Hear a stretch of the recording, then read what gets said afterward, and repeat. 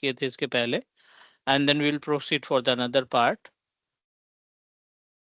Go to the security. Under the security हम लोग Microsoft intra ID पे थे. We just need to open Microsoft intra ID panel.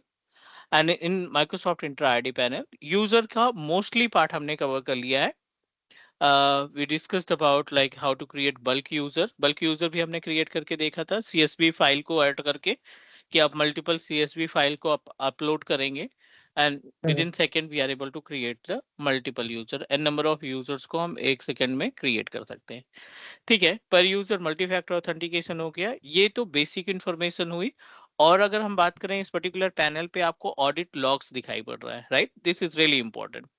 Audit log के ऊपर जब आप क्लिक करते हो ना, it will provide you the information about कि आपका कौन सा यूजर कितनी बारी और कहां से लॉगिन किया गया. अब देखिए यहाँ पे सारी इंफॉर्मेशन आपको यूजर्स के बारे में मिल जा रही है. टाटा यूजर को लॉगिन किया था किसी ने 29 अगस्त 9:55 पे. ऑथेंटिकेशन मेथड था. Authentication method in the sense like as a multi factor authentication का इस्तेमाल करके इसको लॉगिन करने की कोशिश की गई थी. लॉगिन स्टेटस जो है वो सक्सीडेड था, मीन सक्सेसफुली लॉगिन हो चुका था, यूजर लॉगिन हो गया था, लाइक दैट. सो ऐसे बहुत सारी इंफॉर्मेशन आपको बहुत सारी इंफॉर्मेशन आप अपने यूजर्स की डिटेल्स से लॉग्स डिटेल में निकाल सकते हैं. ये इवेंट आईडी वगैरह जनरेट करता है हाँ जी, मतलब सारी सारी की ऑब्जेक्ट आईडी वगैरह यहाँ पे आपको मिल जाती है. इवेंट आईडी की रिक्वायरमेंट नहीं होती यहाँ पे. No need to utilize the event ID, but it will give you the information about the users कि उसकी कंडीशन क्या हुई थी, पासवर्ड रॉन्ग किसी ने मेंशन किया था, right? So it A to Z information about the login activity वो आपको दिखाई पड़ जाती है. और अगर हम एडिशनल डिटेल्स की बात करें तो एडिशनल डिटेल में यूजर की information plus object ID and the IP address. किस लोकेशन से बंदे ने लॉगिन किया है ना, वो आप इस आईपी एड्रेस के थ्रू उसकी इंफॉर्मेशन निकाल सकते हैं, विच इज IPv6. अभी जो हमारे पास है IPv6, आपको ये आईपी एड्रेस कॉपी करना है. अगर लोकेशन निकालनी है तो आप सिंपल सा गूगल पे जाएंगे एंड IP2 लोकेटर. ठीक है, IP2 लोकेटर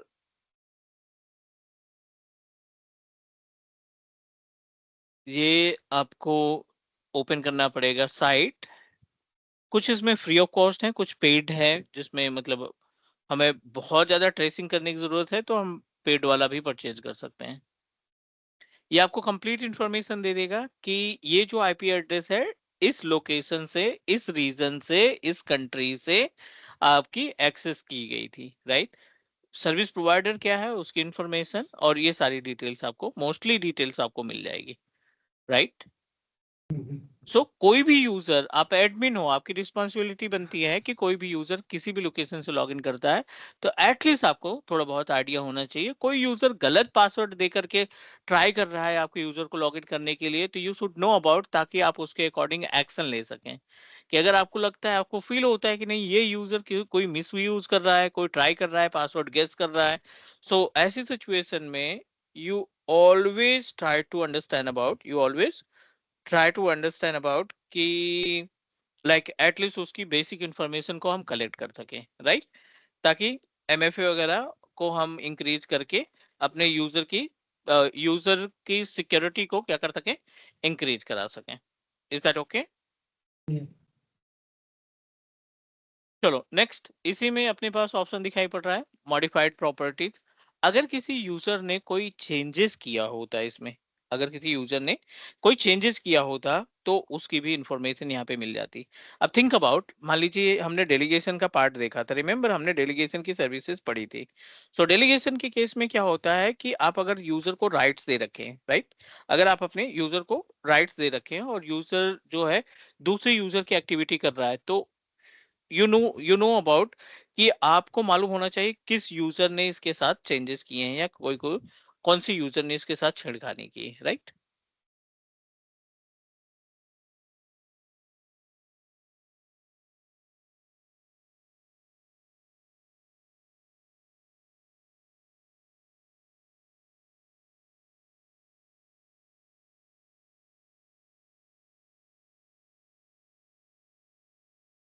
ऑलराइट, सो ये तो बेसिक सी यूजर के अकाउंट में मॉडिफिकेशन हुआ है या और कुछ इंफॉर्मेशन हुआ है?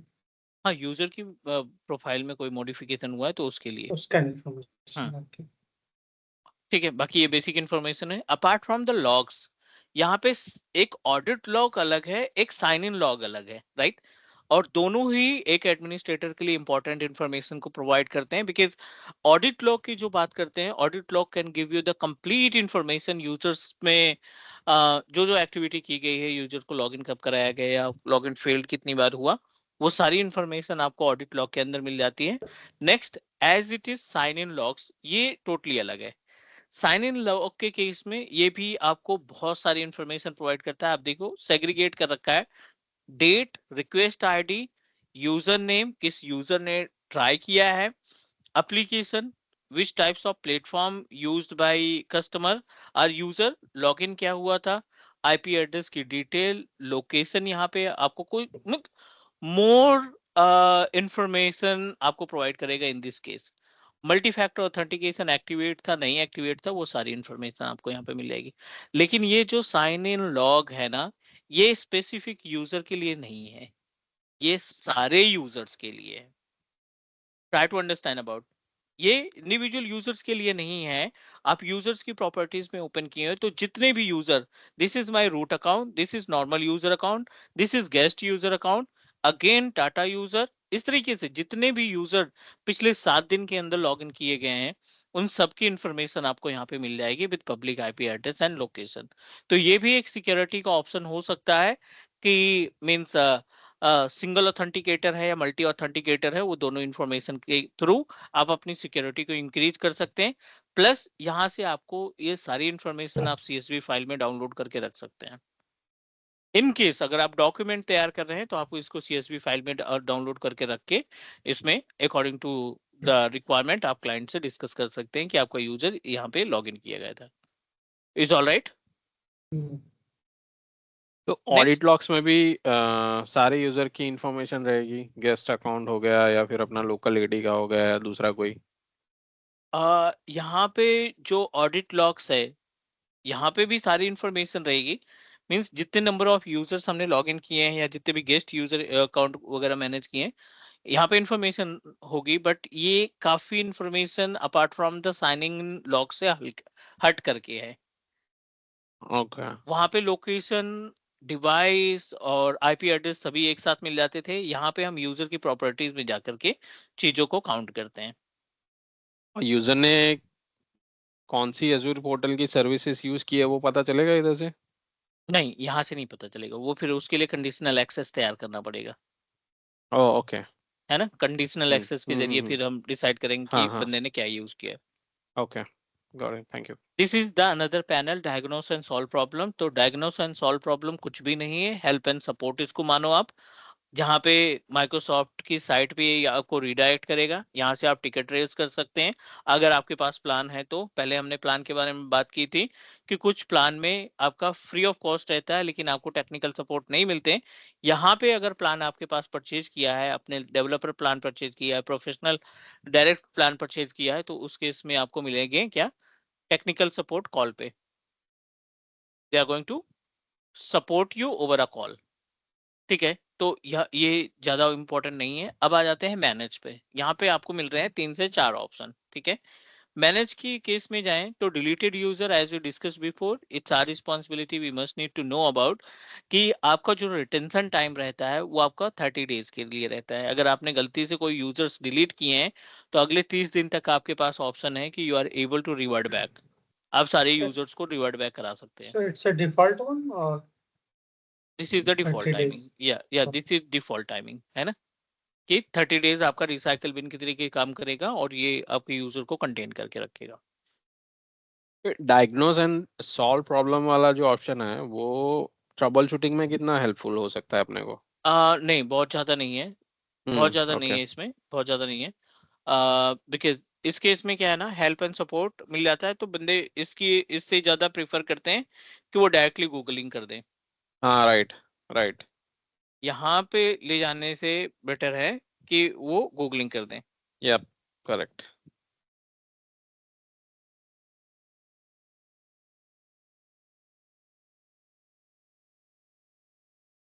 ठीक है।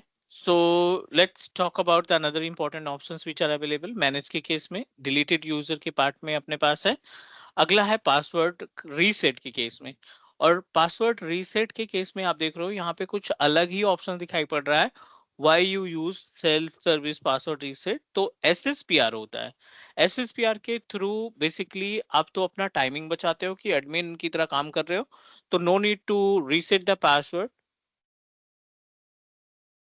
no need to reset the password, और user can reset their password by self. User अपना पासवर्ड खुद से रीसेट कर सकता है, राइट? अपने आप से पासवर्ड कर सकता है। Yep.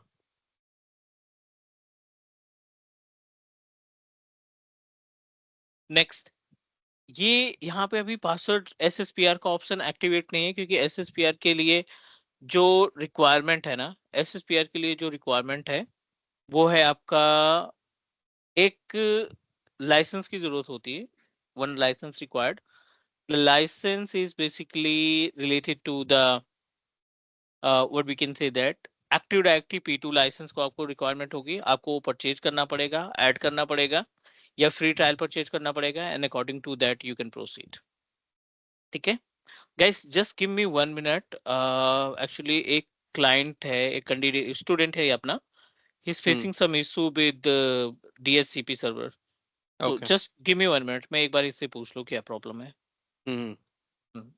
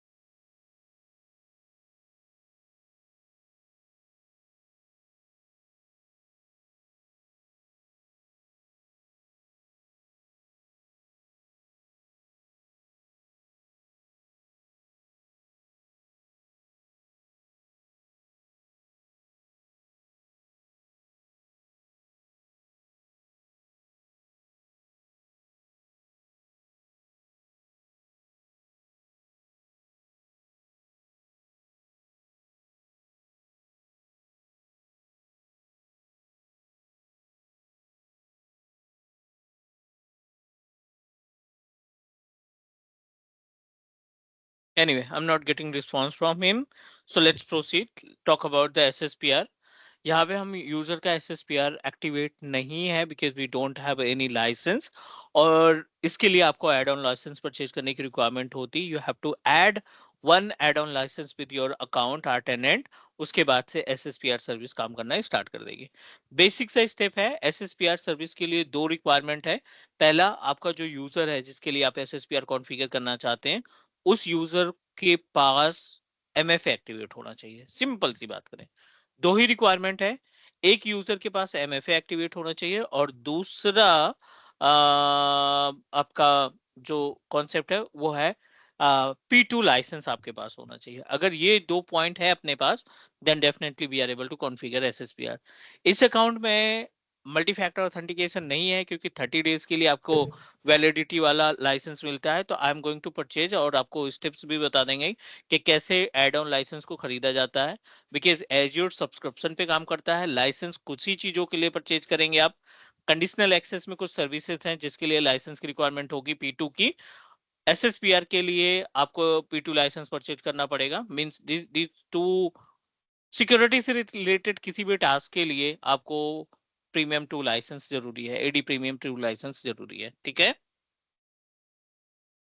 तो उसमें अगर प्रैक्टिकल अपने को करना हो तो जो फ्री ट्रायल वाला है उससे काम चल जाएगा, या फिर वो परचेज ही वहां करना पे तो पड़ेगा? 30 डेज मिलता है ना, वहां पे 30 डेज मिलता है। तो 30 डेज में अपन प्रैक्टिकल उसके कर सकते हैं जितने भी हाँ, रिक्वायरमेंट है P2 की, राइट? जितनी भी रिक्वायरमेंट है वो हम फुलफिल कर हम्म सकते हैं। हम्म। यूजर बेस्ड लाइसेंस होता है SSPR का? नहीं, टेनेंट बेस्ड। And- मतलब आपने एक बार एक्टिवेट कर दिया, नंबर ऑफ यूजर आपने बना रखे 50, 60, 100। हम्म, टेनेंट के ऊपर अगर आप अप्लाई कर रहे हैं तो डेफिनेटली यूजर से कोई मतलब ही नहीं है, हम्म, है ना। वो पूरे अकाउंट के जी। लिए अप्लीकेबल हो जाएगा। एनीवे, अगला ऑप्शन है यूजर्स की सेटिंग।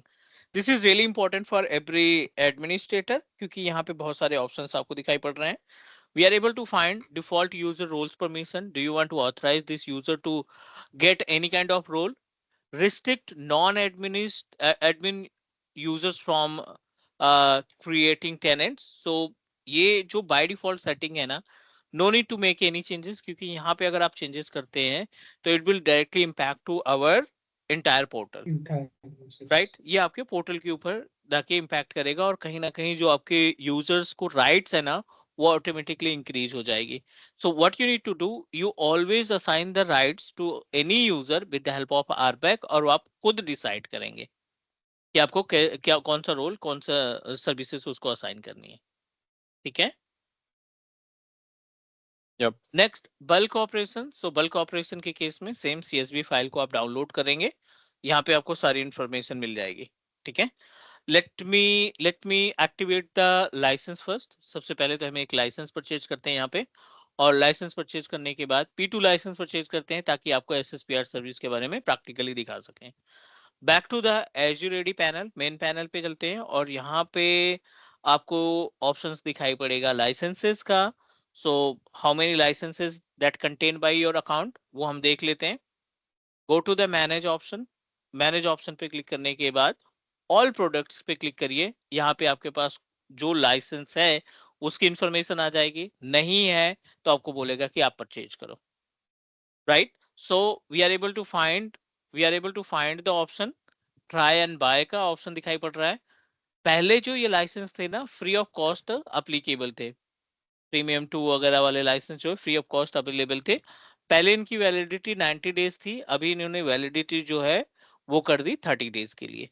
तो एक बार मैं ट्राई करता हूँ कि प्रीमियम 2 हमारे लिए एक्टिवेट होगा या नहीं, या बताएगा कि यू हैव ऑलरेडी यूटिलाइज। तो एक बार मैं इसको एक्टिवेट करने की कोशिश करता हूँ। Use your same user ID and password. So हम उसी यूजर आईडी पासवर्ड से जाते हैं।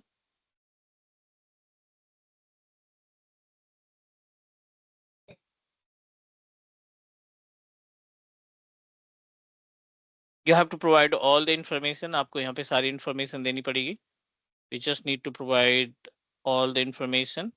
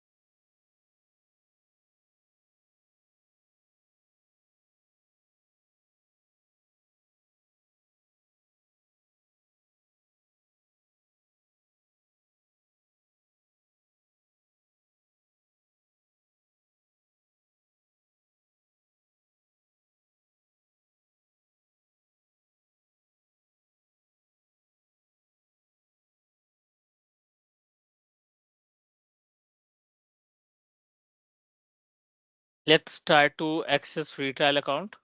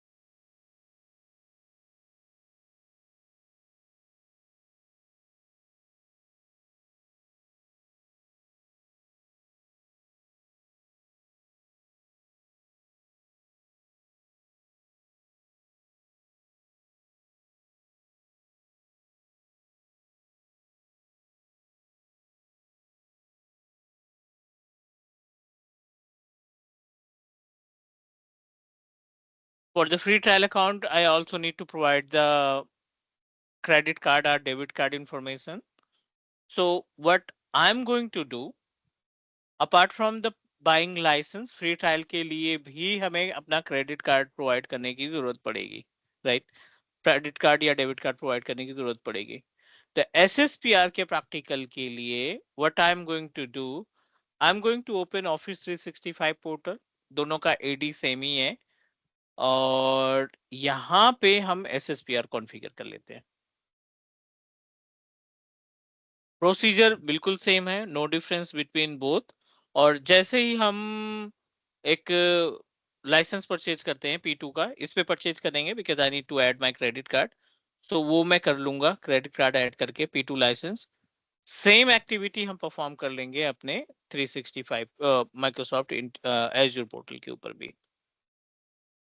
But for now I am going to set up multi factor authentication SSPR service using our 365 portal. It work like as a Azure, ये भी बिल्कुल Azure की तरीके से ही टास्क परफॉर्म करता है।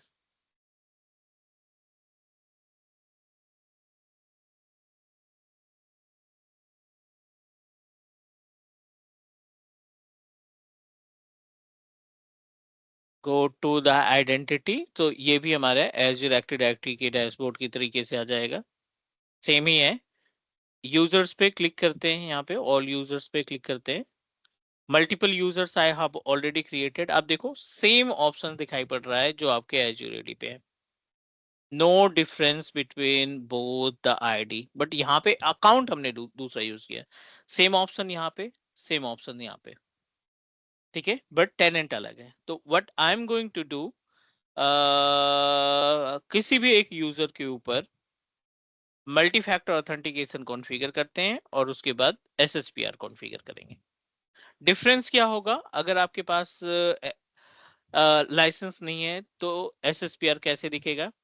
यहाँ पे लाइसेंस होने की वजह से SSPR कुछ ऐसे दिख रहा है, यहाँ पे लाइसेंस नहीं है, that is why it give us a option to buy the license first. यहाँ पे कोई ऑप्शन ही नहीं आ रहा है, यहाँ पे SSPR का कुछ इस तरीके से ऑप्शन आ रहा है। Is it okay guys, please confirm. Yep. So what I am going to do, SSPR का कॉन्सेप्ट समझते हैं। क्लार्क नाम का यूजर हमने क्रिएट किया है, let me open Clark user, और user must contain multi factor authentication. तो चलो क्लार्क GCP क्लार्क को हम लॉगिन कराते हैं एक प्राइवेट विंडो पे, office.com,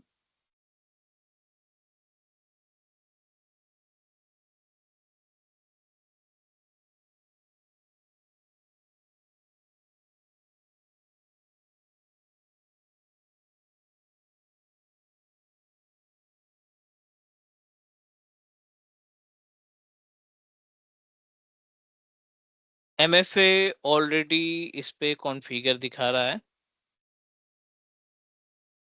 28।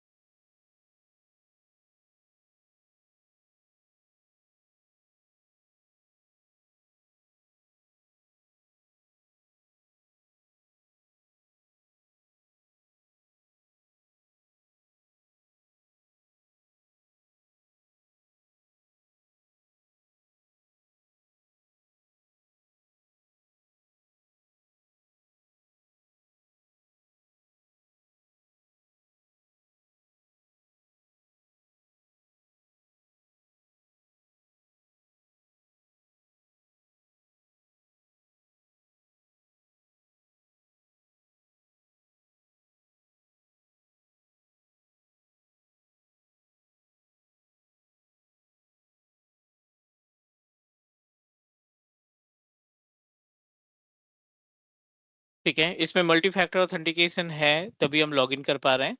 अब हम इस यूजर को SSPR की कैटेगरी में लाते हैं।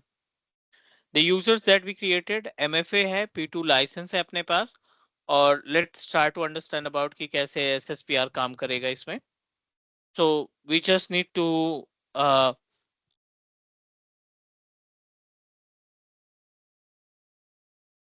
configure SSPR। एक बार SSPR इसके पास कॉन्फ़िगर करते हैं।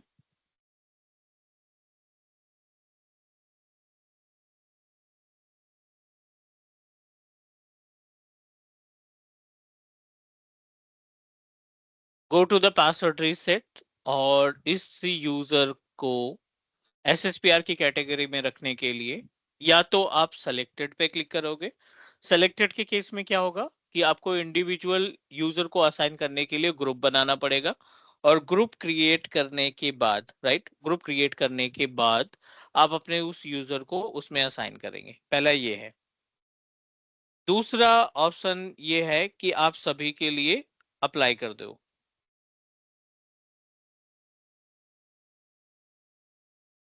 ये यूजर की प्रॉपर्टी में हम लोग हाँ, यूजर की प्रॉपर्टी में पासवर्ड रिसेट के अंदर ये ऑप्शन है। पासवर्ड रीसेट के अंदर ये ऑप्शन दिखाई पड़ेगा। तो अभी हम SSPR को अलाउ कर देते हैं सभी के लिए, सेव इट। जितने भी यूजर्स हैं अपने अकाउंट में, सभी के लिए SSPR की सर्विस जो है अलाउ हो चुकी है। अब बैक आ जाओ। इस यूजर का पासवर्ड हम भूल चुके हैं, क्लार्क यूजर का। साइन आउट करते हैं और ट्राई करते हैं इस पासवर्ड को खुद से रीसेट करने के लिए। साइन आउट कर दिया, and we need to reset the password of our Clark user by self।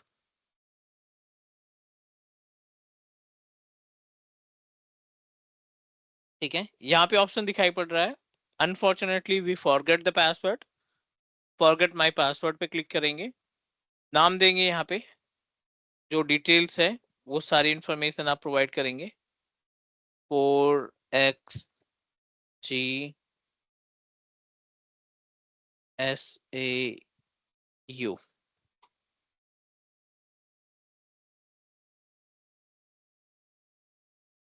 Hmm 3LXVV।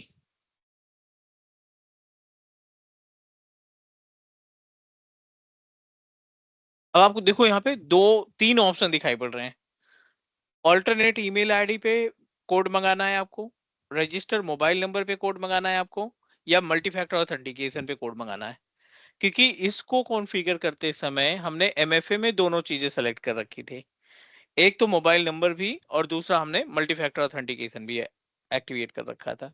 कि MFA में कोई प्रॉब्लम आ जाती है, यूजर आपका MFA से डिलीट हो गया और आप यूजर को रिवर्ट बैक कराना चाहते हैं, तो उस केस में आपका कॉन्टेक्ट नंबर आ जाएगा। So I'm going to provide the contact number 84।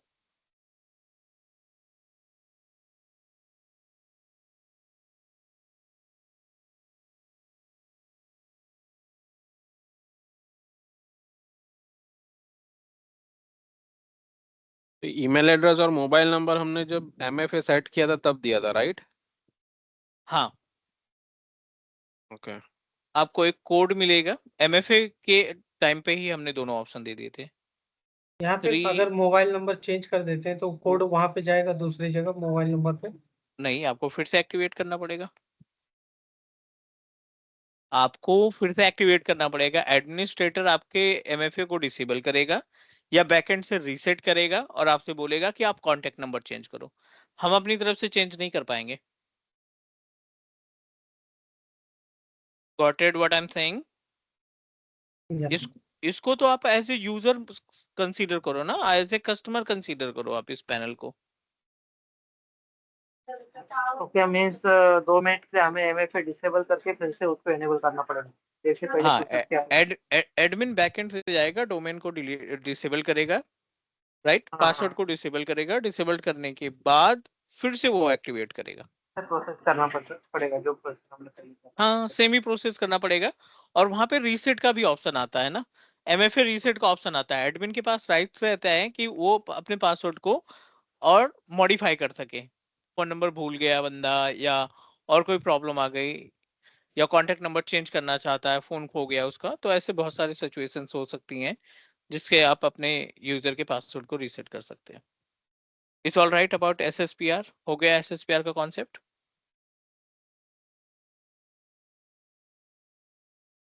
Can you hear me guys? Yes.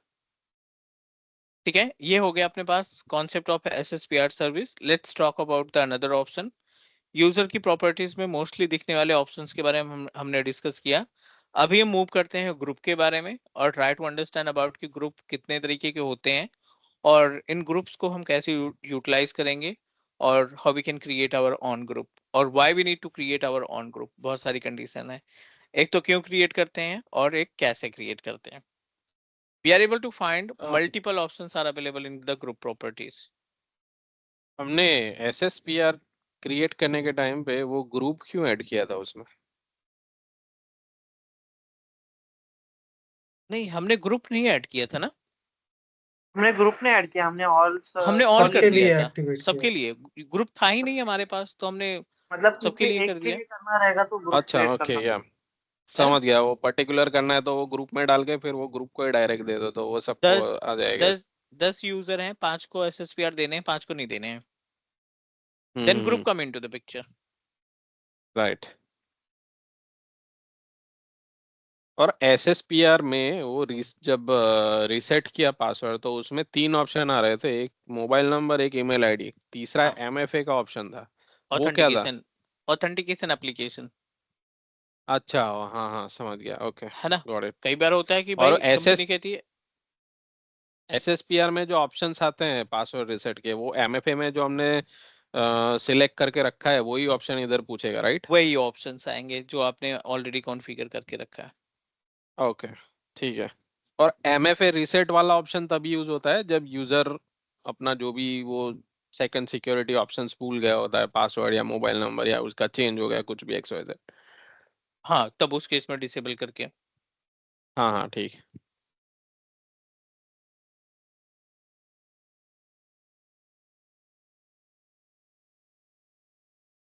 उसका एक बार लास्ट में आप बता देंगे वो कैसे करना है तो वो थोड़ा क्लियर हो जाए। यूजर का डिसेबल करना, एमएफए एमएफए डिसेबल। वाला जो, अगर, हाँ हाँ। हाँ, सिंपल था, यूजर्स की प्रॉपर्टीज में जाएं, जिस भी यूजर के लिए आप एमएफए का प्लान कर रहे हो डिसेबल करने का। Again we hmm just need to open the users properties, या आप डायरेक्टली यूजर के पैनल पे रहेंगे, यूजर के ऑप्शन पे क्लिक करेंगे, यहाँ पे सारे यूजर्स दिखाई पड़ रहे हैं, आपको एमएफए पे क्लिक कर देना है, right. MFA will hmm. Redirect you on the page of our user account, और we just need to click here. Clark user था, ये स्टेटस ऑलरेडी डिसेबल दिखा रहा है क्योंकि माइक्रोसॉफ्ट का एमएफए हमने इस पे अलाउ कर रखा है। हमने इसको एक्टिवेट नहीं किया, माइक्रोसॉफ्ट ने एक्टिवेट किया है, क्योंकि वो मैंडेटरी कर दिया है कि अगर आप अपने यूजर्स को क्रिएट करते हो तो विद इन 2 डेज आपको एमएफए लगाना ही पड़ेगा, या वो ऑटोमेटिकली नोटिफिकेशन देता है जिसमें आप एमएफए लगा सकते हो। अगर ये डिसेबल है यहाँ से और still you are able to find the multi factor authentication, तो आपको क्या करना है, we just need to click on the multi factor authentication setting. MFA की ओके। सेटिंग्स पे जाओगे, इंडिविजुअल यूजर्स की, और यहाँ पे कई सारे ऑप्शन दिखाई पड़ रहे हैं। Required selected user to provide contact method again, आप ये चेक मार्क करोगे तो जब भी यूजर लॉगिन करेगा ना, उसको नया तरीका दे देगा यू हाँ MFA को कॉन्फ़िगर करने के लिए। Right Delete all existing password and generated and selected user.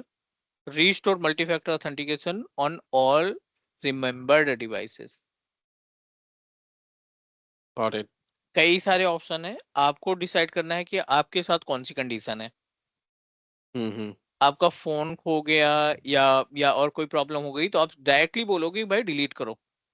I don't want to हाँ टेक राइट रिस्क, है ना। कि राइट मेरा अगर किसी बंदे के हाथ में पड़ गया और गलती से मैंने OTP वाला रख रखा है, तो मोबाइल खुले या ना खुले हमारा अकाउंट खुल सकता है। राइट हाँ, उसमें नोटिफिकेशन आपको डेस्क पे दिखाई पड़ जाएगा and anyone can easily read, और वो फिर MFA अप्लाई करता है। कॉल तो रिसीव हो ही जाती है, कॉल के लिए कोई लॉकिंग सिस्टम नहीं काम करता, राइट। तो these options can help us, आप अपने अकॉर्डिंग। और क्लाइंट कहता है कि नहीं, मैं नया फोन खरीद लिया हूँ, नया मोबाइल नंबर हो गया है मेरा, and I wanted to configure again, तो आप क्या करोगे, ये फर्स्ट वाला जितने भी ऑप्शन है, required selected user provided contact method again, तो आप इसको सेव कर देंगे इस पे, उस पर्टिकुलर यूजर के लिए। अब आप यूजर को बोलोगे फिर से लॉगिन करो। जब वो बंदा लॉगिन करेगा ना, तो सारी चीजें नए सिरे से उसको करनी पड़ेगी। Okay is that clear? Yep ये मल्टी फैक्टर ऑथेंटिकेशन सिक्योरिटी की प्रॉपर्टीज है। और भी ऑप्शन है, यहाँ पे सर्विसेज है। सर्विसेज यहाँ पे अलाउ इसलिए नहीं है क्योंकि यू नो दैट अपने पास P2 लाइसेंस नहीं लाइसेंस है, नहीं है that's why we right are not able to access it. और MFA बाय डिफॉल्ट जो माइक्रोसॉफ्ट से बोला वो 365 से होता है या डायरेक्ट माइक्रोसॉफ्ट से होता है? माइक्रोसॉफ्ट के जितने भी पोर्टल हैं, 365 हो, इंट्यून हो, एज्योर हो, वो सबके लिए अप्लाई है। Okay got it hmm. Thank you now let's talk about the groups. Under the groups दो तरीके के ग्रुप्स होते हैं, एक होता है बिल्ट इन ग्रुप, एक होता है created by user.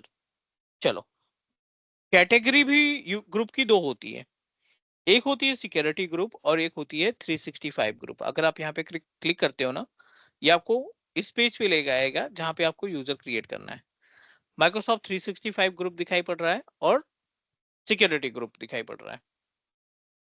Try to understand about the use cases of these two different groups. इनका इस्तेमाल कहाँ पे करेंगे, थोड़ा सा समझने की कोशिश करते हैं कि इन दोनों सर्विसेज का हमें रियल टाइम में यूसेज कहाँ पे है, कहाँ पे हम इनका इस्तेमाल करेंगे, इन दोनों सिक्योरिटी ग्रुप्स का।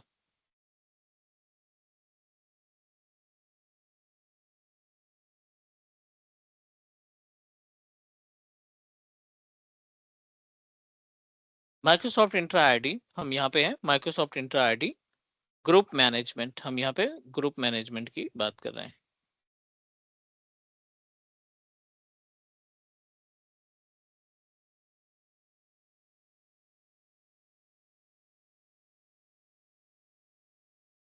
इन case of group management we are able to set up a group, और हमें मिल रहा है दो ऑप्शन।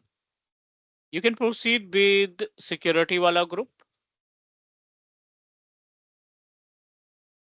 या फिर आप माइक्रोसॉफ्ट 365 ग्रुप पे जा सकते हैं।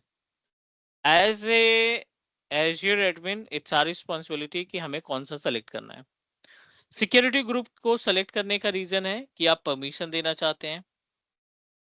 अगर आप मल्टीपल यूजर्स को परमिशन देना चाहते हैं तो सिक्योरिटी ग्रुप, आप मल्टीपल यूजर को लाइसेंस असाइन करना चाहते हो, सिक्योरिटी ग्रुप, आप मल्टीपल यूजर को आरबैक सर्विसेज देना चाहते हो, अगेन सिक्योरिटी ग्रुप, आपको पॉलिसी लगानी है, फिर से सिक्योरिटी ग्रुप आएगा। Guys please try to understand about it. अगर आपको कंडीशनल एक्सेस लगाना है, कंडीशनल एक्सेस कॉन्फ़िगर करना है, अगेन आपका सिक्योरिटी ग्रुप आपकी हेल्प करेगा। ठीक है, अब बात करते हैं माइक्रोसॉफ्ट 365 ग्रुप। चार तरीके के ग्रुप होते हैं माइक्रोसॉफ्ट 365 पे। एक होता है माइक्रोसॉफ्ट 365 ग्रुप, दूसरा होता है DL डिस्ट्रीब्यूशन लिस्ट, तीसरा होता है डायनेमिक DL, और चौथा होता है आपका which is related to the mail enabled security। ठीक है। अगर आपको ऑफिस 365 से रिलेटेड कोई टास्क परफॉर्म करना है अपने ग्रुप के साथ, तो आप हमेशा माइक्रोसॉफ्ट 365 ग्रुप क्रिएट करेंगे। Permission, licence, RBAC, policy, conditional access, अगर इनमें से कोई टास्क परफॉर्म करना है तो you always proceed with the security option. Okay. Alright please. Yup. तो लाइसेंस अगर आपने असाइन करना है, आरबैक में सर्विसेज देनी है, कोई रिसोर्स आपको शेयर करने हैं, you always proceed with this particular option. This is the आप कॉन्सेप्ट ऑफ ग्रुप। हाँ जी। जैसे हम कुछ यूजर को लाइसेंस देना चाहते हैं 365 का, तो उस समय सिक्योरिटी ग्रुप ही क्रिएट करेंगे ना? सिक्योरिटी कोई सा भी लाइसेंस हो, ऑफिस 365 का हो या अदर कोई लाइसेंस आपको देना है, you always proceed with this option. Demo group हम बना रहे हैं, दो ऑप्शन दिखाई पड़ रहे हैं यहाँ पे, एक ऑनर दिखाई पड़ रहा है, एक मेंबर्स दिखाई पड़ रहा है। कितने लोगों को ऐड करना है इसमें? तो मेंबर्स में गए हम, नंबर ऑफ यूजर्स में हमने क्लार्क यूजर को ऐड कर लिया एंड जीसीपी यूजर को ऐड कर दिया। दो मेंबर्स इसमें हमने सक्सेसफुली अटैच कर दिए और क्रिएट कर दिया। डेमो ग्रुप बनाने के बाद I am going to assign the license. इस डेमो ग्रुप को क्रिएट करने के बाद इसमें लाइसेंस असाइन करते हैं। ग्रुप ओपन करो, मैनेज पे जाओ, मैनेज के अंदर आपको लाइसेंसेस मिलेगा, आरबैक मिलेगा, रोल असाइनमेंट मिलेगा, ऑनरशिपिंग मिलेगी, रोल असाइनमेंट मिलेगा। हाँ, एक पार्ट और, असाइनमेंट में जाओ, नंबर ऑफ लाइसेंस आपके पास कितने हैं? अनफॉर्चुनेटली कोई लाइसेंस नहीं है, that's why we are not able to find. But अगर यहीं पे हम रोल्स की बात करें तो रोल्स क्या है? डेलीगेशन का ऑप्शन। जितने नंबर ऑफ रोल्स आप यहाँ पे असाइन करेंगे उसकी इंफॉर्मेशन आपको ऑटोमेटिकली मिल जाएगी। एडमिनिस्ट्रेटिव यूनिट आप असाइन कर सकते हैं। Administrative unit is also a type of role collection. आप यहाँ पे सेलेक्ट करके नंबर ऑफ एडमिनिस्ट्रेटिव यूनिट जो आपके पास है, बट अनफॉर्चुनेटली यहाँ पे कोई भी एडमिनिस्ट्रेटिव यूनिट नहीं है, आपको रोल अलग से डिजाइन करने पड़ेंगे, एडमिनिस्ट्रेटिव यूनिट आपको अलग से क्रिएट करना पड़ेगा। उसका मीनिंग क्या है? एडमिनिस्ट्रेटिव यूनिट्स का मीनिंग क्या है?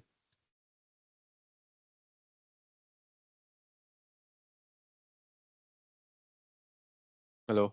Administrative unit means collection of multiple. Administrative unit is basically collection of multiple rights. Multiple जो ओके। राइट्स है ना, उनको आप एडमिनिस्ट्रेटिव यूनिट में असाइन कर सकते हैं। हम्म। ठीक है, लाइसेंस का पार्ट है यहाँ पे, एप्लीकेशन असाइनमेंट है, as you role assignment. Multiple options यहाँ पे दिखाई पड़ रहे हैं, आप अपने अकॉर्डिंग यहाँ पे राइट्स दे सकते हैं। बहुत सारी चीजें हैं, आप यहाँ तक क्लियर करो और हम इसको कल कंटिन्यू करेंगे। Actually one of student is waiting for like solution, उसका कोई सर्वर डाउन चल रहा है इस टाइम पे, तो just allow me today for, will connect tomorrow 9 PM and discuss more about it. Is that okay? I will send you the recording as well. या okay, that's fine. वो okay PPT भी देख लेंगे आप। हाँ, मैं पीडीएफ भेजता हूँ आपको। Okay Brian, thank you. Thank you.